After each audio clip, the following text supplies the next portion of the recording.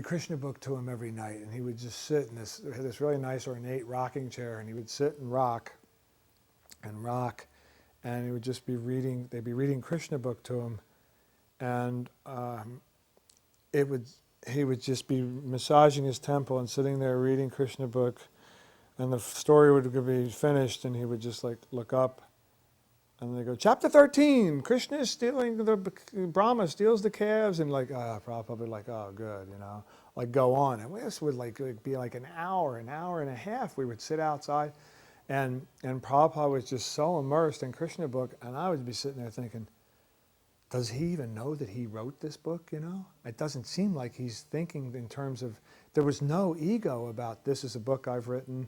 If I'd have written the book, I would have been like, all proud. But Prabhupada had not the least bit of he was, self-acclaim was not in his vocabulary.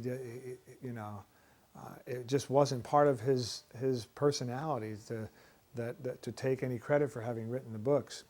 So, being the way I am, I came out one night, and I've always wanted like 20th Century Fox realizations, and so my relationship, I wanted to be special.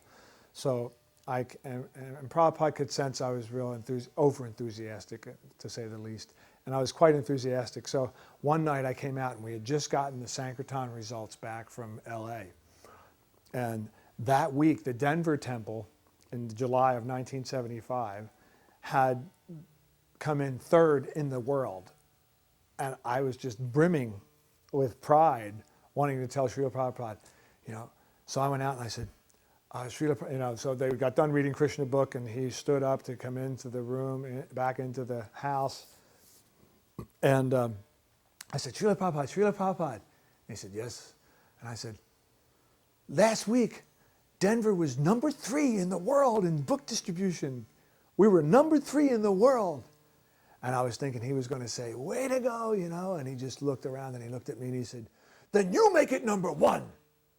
And I went, whoa, I wasn't expecting that, And he just pushed me, he just pushed my button, and I was like, oh man, I had no, I was thinking he was going to say, wow, that is wonderful, because we had done like 3,000 big books, and, we'd done 15,000 points or whatever it was, and L.A. and one other temple were in front of us, Boston or something at that time, or the Radha Damodar party.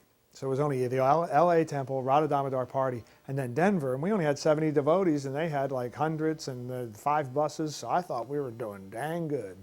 And Srila Prabhupada said, then you make it number 1. And I was like, well, how are we going to do that, But I said, oh, wow, okay, yeah, he's always encouraging us, I got to go on a morning walk in Denver, and Brahmananda and all these sannyasis were on this walk, and it was so much fun. This was probably more fun than I ever had, was to be able to go on the morning walk, and Prabhupada was talking about Brahmananda's mother, and Vishnu Janana Maharaj said,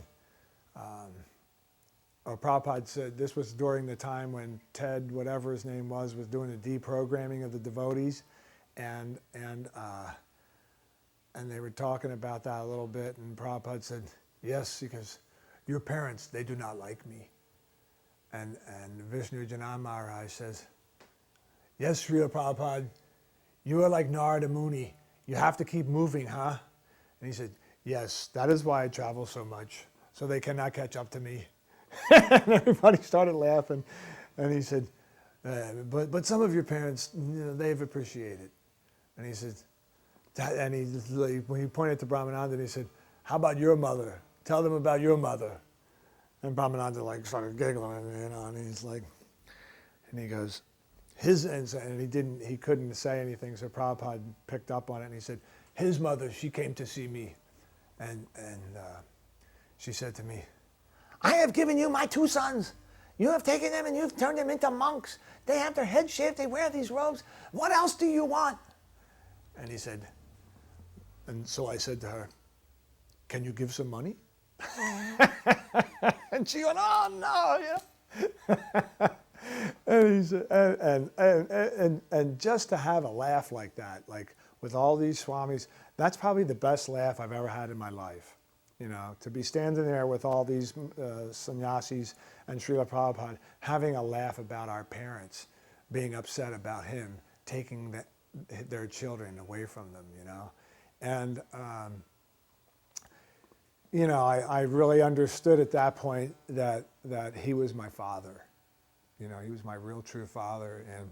And the family thing was like, and that was just a temporary thing, but that Srila Prabhupada was actually our father. And he was here to come and gather up his kids and get them out on the road and get them in vans and get them in, you know, wherever they were going and get them on, you know, tirtha and pilgrimage and going from one temple to the next and distributing his books. I was thinking, well, I went on a morning walk and I asked him, well, Srila Prabhupada, I approach a lot of these people on the level of business. It's not on, I'm not approaching them on books, they're not just taking a book. I said, I approach them for business. And do they gain anything when they just give Krishna money and not know that they're actually giving money to Krishna or surrendering some money to Krishna, you know? And he said, this is called ajnana sukriti. And I thought, oh yeah, ajnana, without knowledge. Oh, sukriti is like, you know, some potency. So I could kind of like, you know, and he said, they make some advancement. No, unknowingly, they can make some advancement. And that gave me so much, that reassured me that what I was doing for him, even though it wasn't, you know, what really got him going, was, you know, was something that was important and that actually there was some benefit to, you know, because you know, the hype behind the book distribution was, it was Prabhupada's love, and that's what, you know, he was here to bring his books here. And it took so many, it was the frontline activity that took so much backup work to be able to have it go on. And it was just real nice to know that there were other things that we could be doing that to support that gave credence to what we were doing as far as passing out his books. So that gave me a lot of pleasure to know that you know, that even without their knowledge, they were gaining some potency. We were really getting good at plays, or I don't know if we were getting good, but we were having a lot of fun with plays in Denver. We did the Contemplation of the Objects of the Senses play, and we were contemplating doing that play for Srila Prabhupada when he came. And but it had like attachment and lust and delusion, and we played it up, and we had Mick Jagger in the background, and I was attachment, and I took the gloves off, and you were anger with the little Crota-looking, you know, red outfit, and at that point, a couple of members of our cast were no longer at the temple there. Maitreya and Indra had left, and so we had to come up with another play, and so we decided to do Pondraka.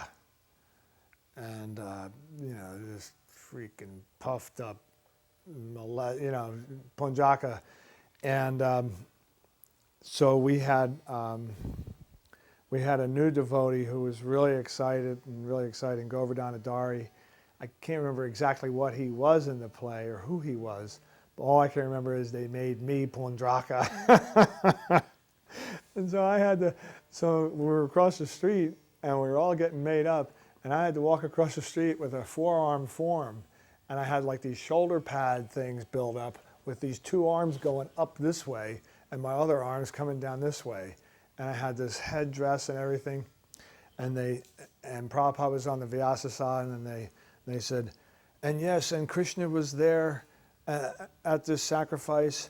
And Pondraka came in and arose and said, you impudent fool. Or they said, and Pondraka came in, and then, so I walk in the temple room, in the Denver temple, and Prabhupada's like in front of me, and I came walking by him and walking by everybody, and I look over at Prabhupada, and I was, you know, I had to do it. I was in the play, and I'm thinking, oh, I hope he forgives me for this, you know. And I walk in, and I have a forearm for him, And I look over at him and I say, where is this Krishna? And he looked at me, and Prabhupada was into it. He looked at me like, if he could have, if he would, if, I don't know, he was like, he was into it. He was ready to jump up and kill me himself.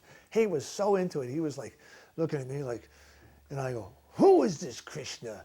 And he looked at me like, he was like, I'm one of Krishna's guys, you know? And I was like, whoa. And I just like, I stopped in my tracks for a second, took a breath, and I said, this impudent fool, who does he, he goes, he is not the only one that has a forearm for him. He is not the only one, yada, yada, yada, da, da, da, da.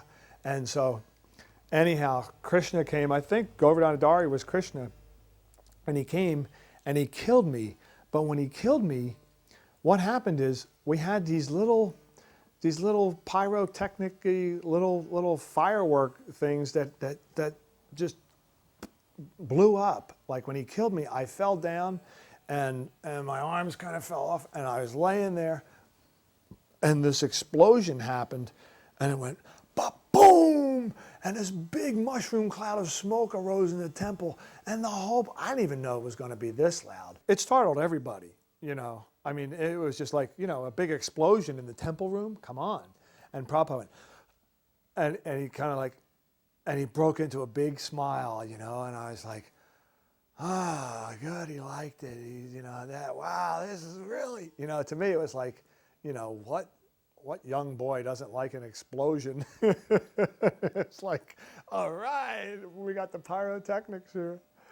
So that was really exciting. That was really fun. And I think the biggest thing that Prabhupada taught me was that you know, there's this very serious side to Krishna consciousness, but there's certainly a heck of a lot of fun. Je anilo premadana koruna prachu